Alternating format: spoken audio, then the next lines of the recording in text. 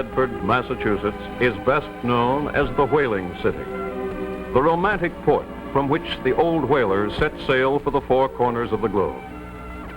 Located on a hillside that rises from its historic harbor, New Bedford was once part of Old Dartmouth in the famed Plymouth colony. Like one of its own old square riggers, it has weathered the changing seas and sudden storms of time, and today it is a thriving industrial city, constantly striving to surpass even its past fame and accomplishments.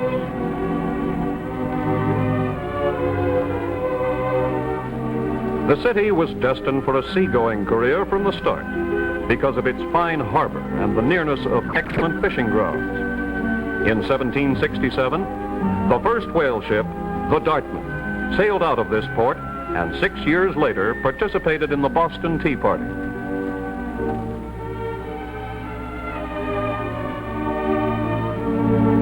During the American Revolution, the guns of the city's Fort Phoenix tried to prevent the British from burning the few ships and buildings then on the waterfront. But at night, the ships were set ablaze and the citizens had to rebuild. In the War of 1812, restrictions on ocean trading paralyzed the port's source of income. 8 vessels were lost in the first 3 months of the war. And so the people built other ships. They sawed planks from surrounding woods. Experienced carpenters left their jobs of constructing homes to become shipbuilders. Seams of the vessels were caulked, made watertight. By 1820, wartime losses were recouped, and whaling began to come into its own.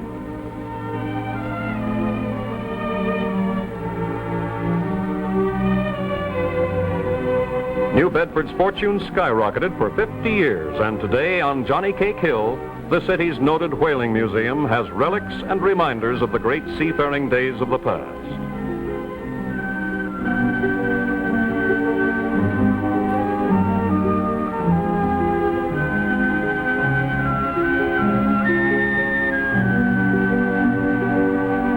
The museum exhibits the largest whale ship model in the world, the Lagoda, built to half actual size.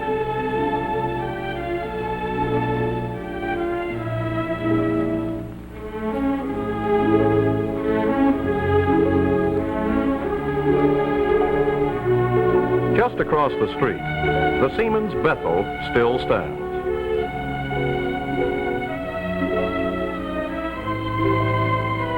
In this little church, the whalers worshipped and prayed before voyages, and thanked God when they returned safely.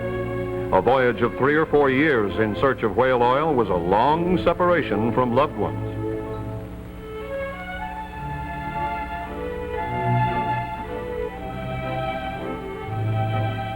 Most homes of whaling captains and ship owners were beautiful mansions. From the rooftops, anxious wives and mothers scanned the sea with telescopes, looking for the ships of their returning men. From day to day, they waited, and sometimes wept. Ulster came again. Petroleum was discovered, and after the Civil War, the demand for whale oil gradually dropped. In 1871, a large Arctic fleet was outfitted by the merchants in an attempt to restore the whaling industry to the preeminent position it always held in the city's economy. Within the year, 34 of these whale ships had to be abandoned in the Arctic Sea. It was the beginning of the end for a romantic and great industry.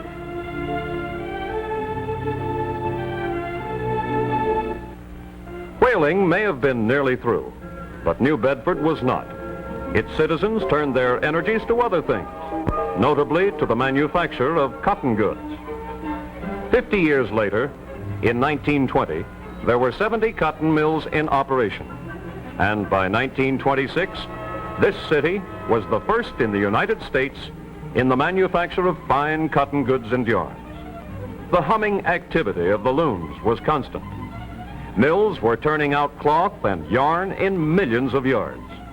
For a nation hungry for all it could get, of this vital material.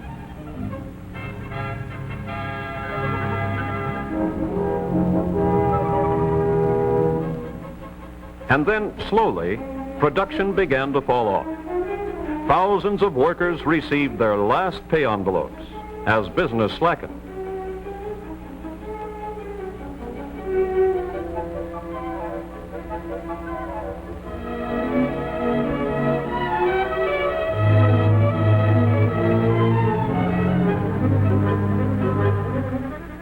It was a period of discouragement, unemployment, and gnawing fear of what lay ahead. Many New England cotton manufacturers, including the majority of those here, liquidated. Some manufacturers moved their plants to the south. To make matters worse, the Depression struck. The great mill buildings were empty shells. By 1937, more than half the mills were gone, and the citizens of New Bedford, like their parents before them, took action. They formed an industrial development legion, so their city's resources could be used in other ways.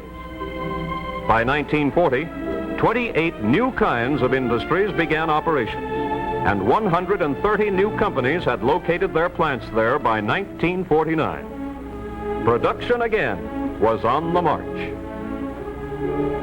Let's watch a few of these industries at work.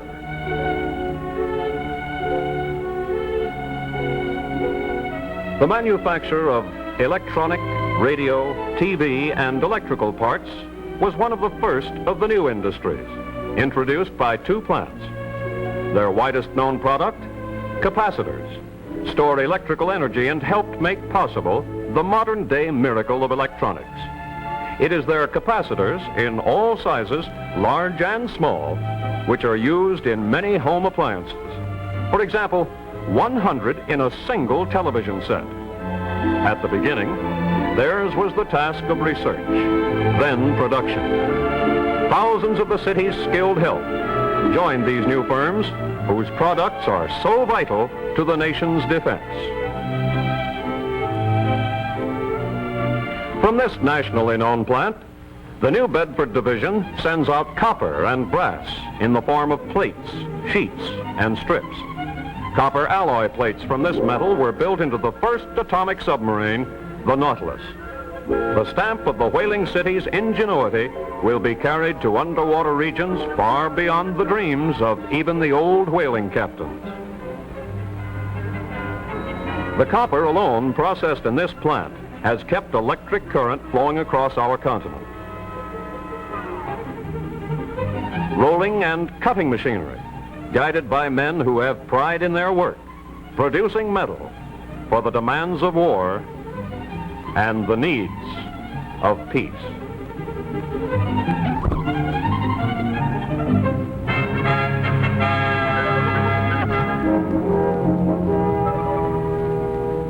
The industry of tool making got its start here in 1864. Tools like this, that cut and drill, are indispensable to any manufacturer. Workers like this expert help build the reputation of his company, today one of the leading makers of small cutting tools in America. As a New Bedford man, he learned his trade here.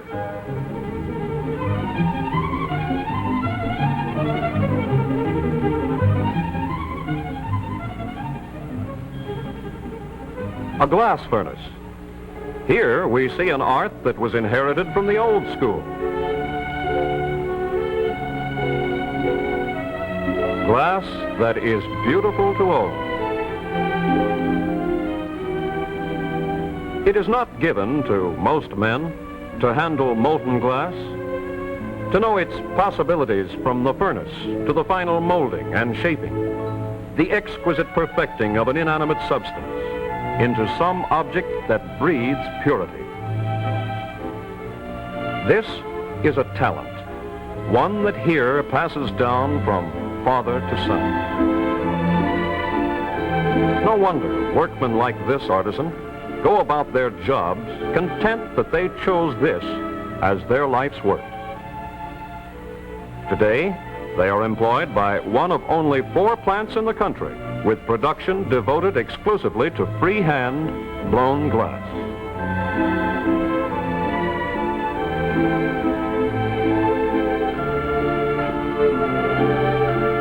One must work steadily and fast, know exactly when and where to cut and shape before the glass cools to its final hardness.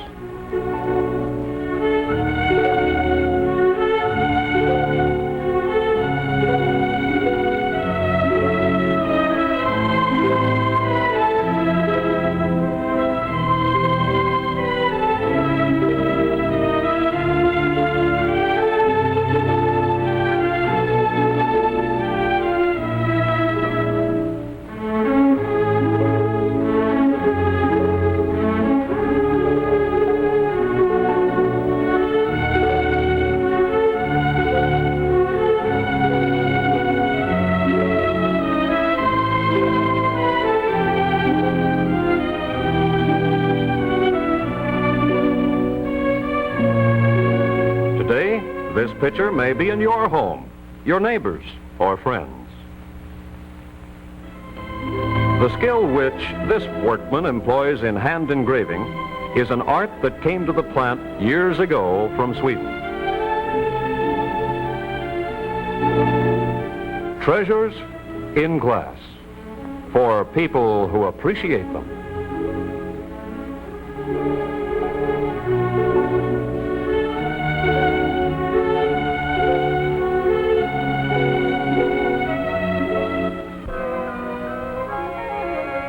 From this plant, widely assorted rubber parts and golf balls find customers all over the world. Here, the golf balls undergo one of the final painting treatments to maintain their lasting whiteness. Each ball has to be perfect, even later X-rayed, or it is rejected.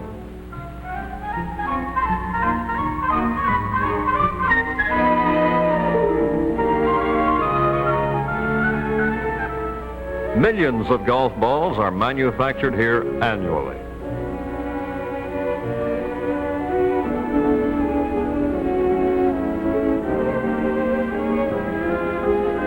The skilled craftsmanship of New Bedford workers is never more evident than in this plant, whose line of screws, bolts, and allied metal fastenings is world-renowned. Today, modern machinery has made the making of a simple, ordinary screw a comparatively easy process.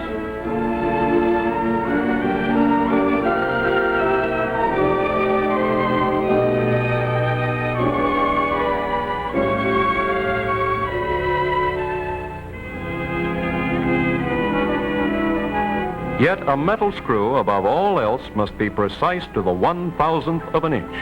A job here is a highly prized ambition of the city's young men and women. To make products like these sold anywhere.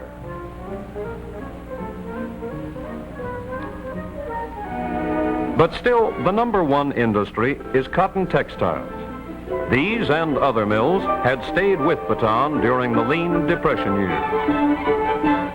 Rayon and nylon manufacture came to supplement that of cotton goods. And the workers, the mills, and the city prospered. Looms never ceased their weaving operations. From 1 shift to 2, then 3 shifts each 24-hour day. The cotton mills have expanded to maintain tremendous volume of production. The young women and men follow in their forefathers' footsteps in testing always for quality and precision. And from the cloth they weave, dresses, sheets, and 1,000 other necessities of life go forth into countless homes.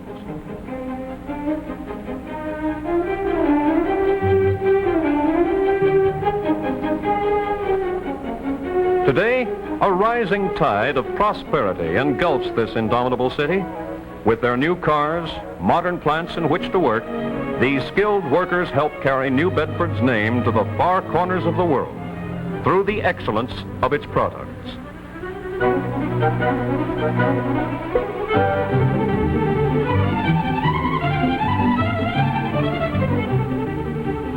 The quest for more new industries never ends. Local schools such as the Textile Institute and Vocational High School graduate hundreds of skilled workers each year. young men and women trained for the needs of any trade or industry.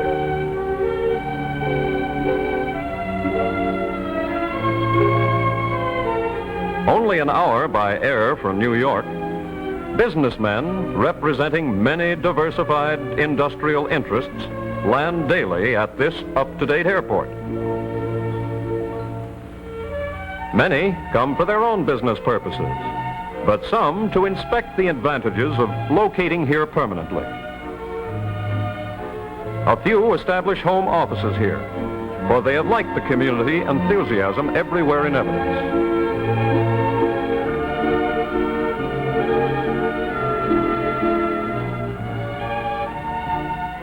Let's look at the city. It's City Hall.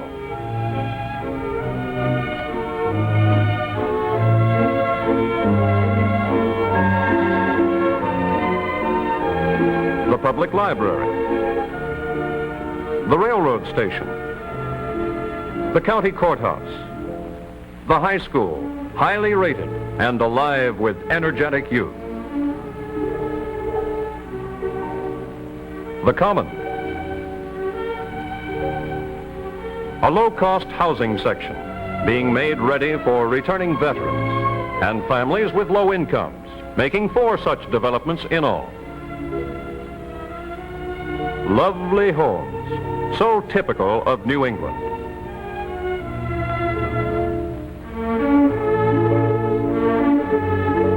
Across this bridge, gateway to famed Cape Cod, is Fair Haven, one of several towns close by, offering suburban-type living.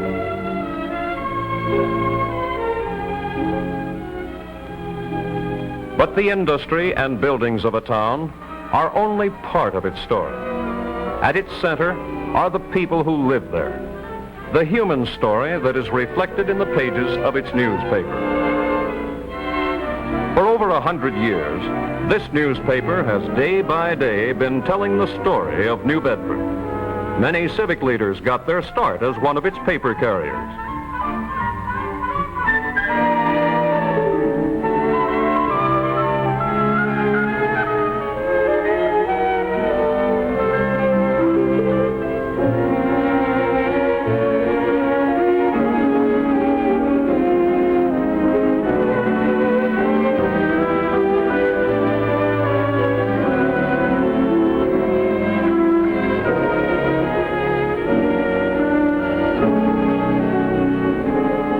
It reaches thousands of homes in southeastern Massachusetts, stimulating interest in community activity. To it and to 2 broadcasting stations, the citizens turn to keep abreast of local and world happenings. Like most American industrial cities, New Bedford has a varied population representing many nationality groups. Here, in fiesta mood, is a Portuguese gathering with costumes for the occasion. Eu gosto de ser alegre, a alegria é coisa boa. A tristeza ao pé de mim não está bem, logo voa. A cantar sinto-me bem, as canções dão alegria. Não passo mal a ninguém, não passo mal a ninguém. Levo a cantar todo o dia. Bato nas palmas comigo, vamos lá mais uma vez, batam todas no meu digo. 1, 2, 3, bato nas palmas comigo, vamos lá mais uma vez, batam todas no meu digo. 1, 2, 3, batam nas palmas comigo, vamos lá mais uma vez, batam. Foreign nationality backgrounds give the city a color and vitality. Summertime festivals and dances keep alive old world traditions and customs.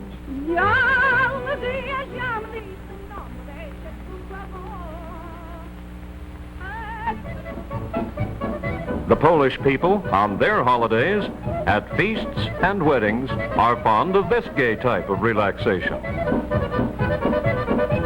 This is known as the Krakowiak dance, something you seldom have a chance to see.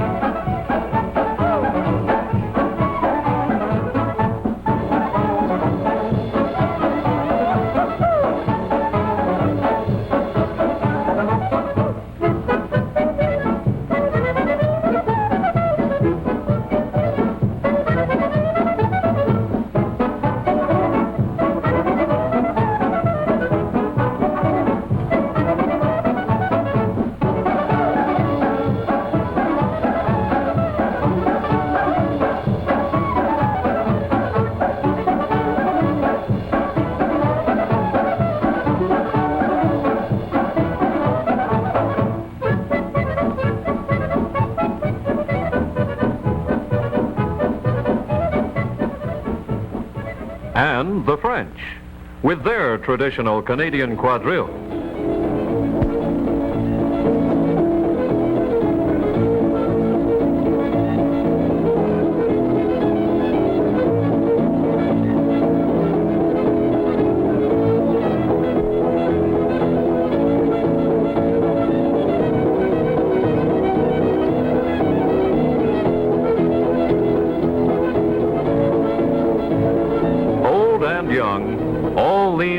Nationality citizens are the backbone of a city that met the challenge of progress.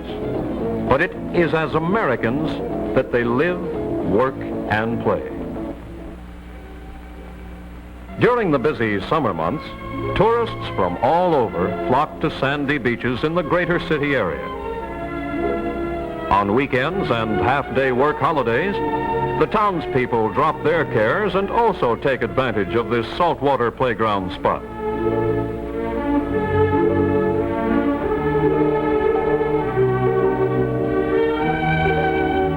Surf bathing at other beaches is on the edge of the Atlantic Ocean, with only islands separating the bathers from England.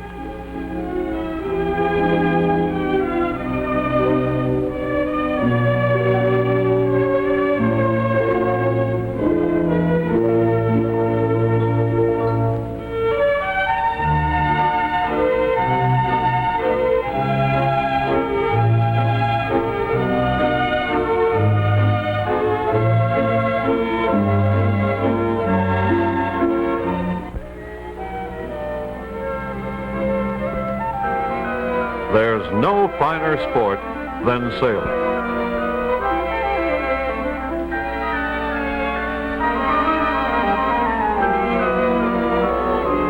Boats like this youngster sails are built locally, and racing competition is keen.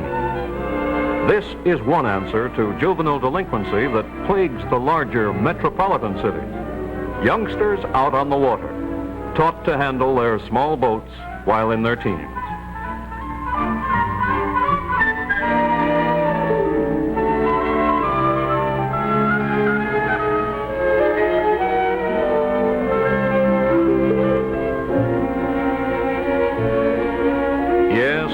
There is something stimulating about just being near salt water.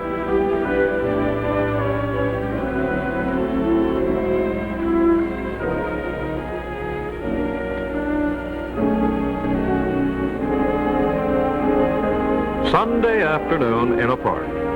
Well, this is a custom everywhere in the 48 states, in the world for that matter. The three beautiful large parks here are outranked by few. The city's zoo is an attraction for many out-of-town visitors.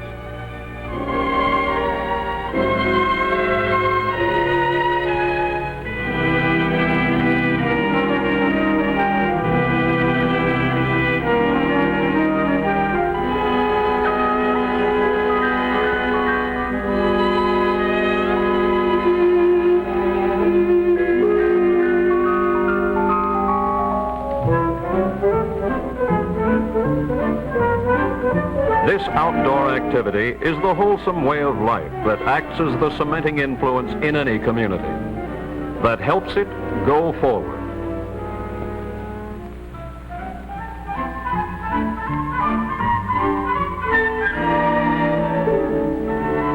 And where else but in New Bedford could you expect to find a fish derby for the children every summer vacation Saturday, each with his own fish pole, and how they love the fun.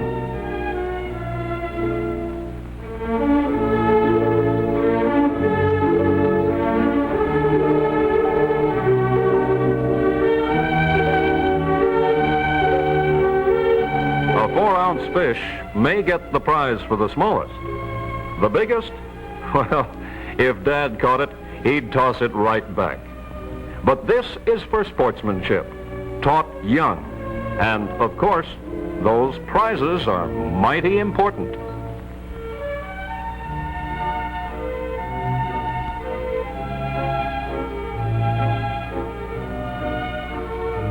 With the passing years, New Bedford has more than held its own in the fishing industry.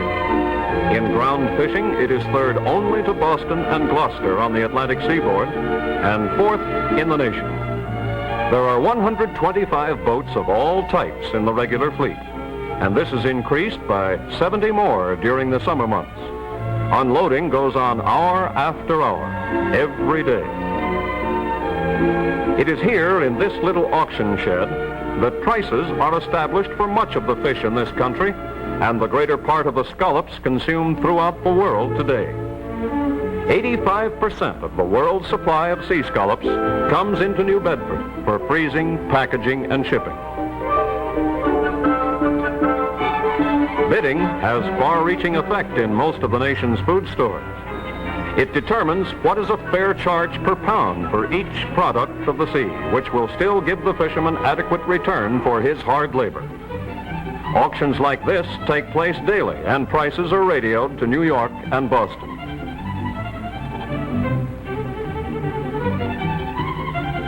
The bargaining over. For many of them, it's back to the endless task of helping to empty the holds of their ice-packed fresh cargo. In recent years, these seamen have flocked to New Bedford from Norway, Newfoundland, and Portugal.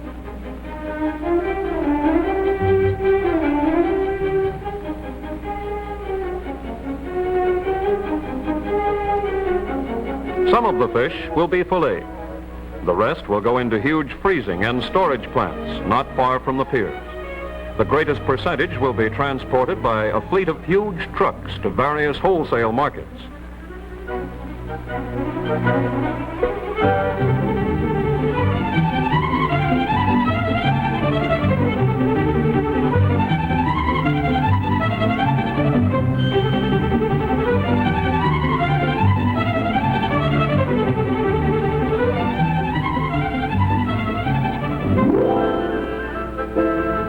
A number of filleting companies work at the waterfront, preparing certain kinds of fish for boneless eating. There is actually no waste at all to the packers of filleted fish. The housewife gets the best parts. Much of the remainder is dehydrated into meal for animal food and fertilizer. Another use is to grind and freeze the fish residue into blocks for shipment to western mink farms. No bones, not even pieces of skin to spoil the eating. Cellophane coats separate portions, each later to be weighed.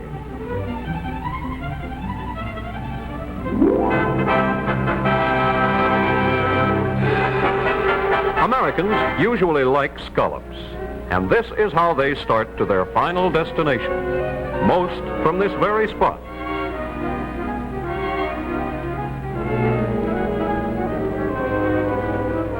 They are secured in their natural state with dragging equipment in an area 100 to 250 miles southeast of Nantucket Island. The scallop men open them or shuck them from their shells aboard their vessels.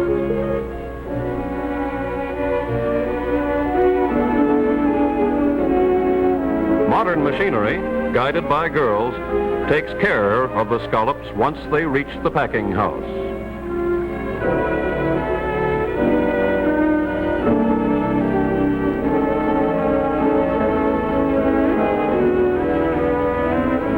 Quick freezing compartments have them solidly frozen in no time.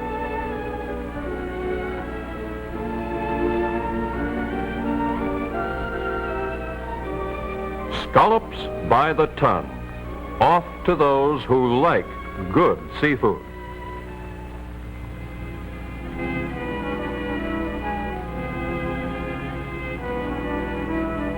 Across this harbor, New Bedford's great past and great present meet. She was a seaborne city from the beginning, but she grew up as the century grew up, becoming a prosperous industrial city as well. Thomas B. Reed, a former Speaker of the House of Representatives, called New Bedford the typical New England city which has shown itself capable of keeping up with a changing world. He said, if its sturdy people could no longer roam the seas, conquering its hugest monster, the whale, they could make the spindles whirl with successful life on shore.